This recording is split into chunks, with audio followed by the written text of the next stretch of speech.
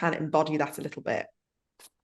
Yeah, so in terms of hormones, one of the things I've always noticed as a GP is that, if having a discussion with somebody who is experiencing rage in relation to hormones, when you actually dig into the rage, it's real.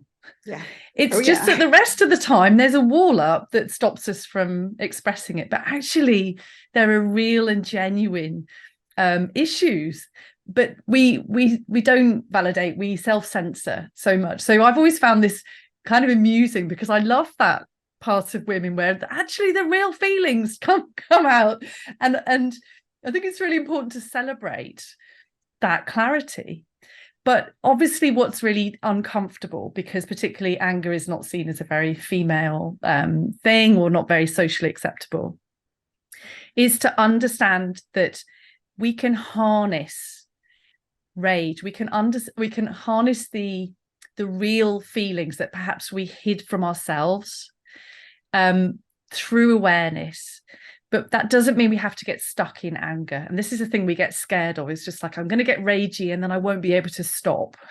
Yeah. Now, part of this I think is important to think about is our mind has another kind of trick that it likes to play, which is the ego mind loves to get into stories of right or wrong. And it loves to position, better than, worse than, right or wrong. And so what happens when we start to feel angry is we might go in one of two directions.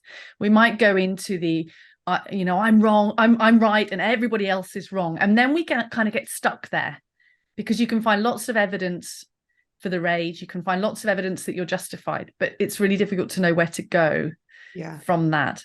Or the other alternative is that we can tend to feel the anger, feel really uncomfortable with that justified anger, and invalidate ourselves. And I again, with clients that I work with, I frequently see this, that we get an insight that maybe we need to have a boundary, or say no, or make a change in a relationship because it really isn't working well for us.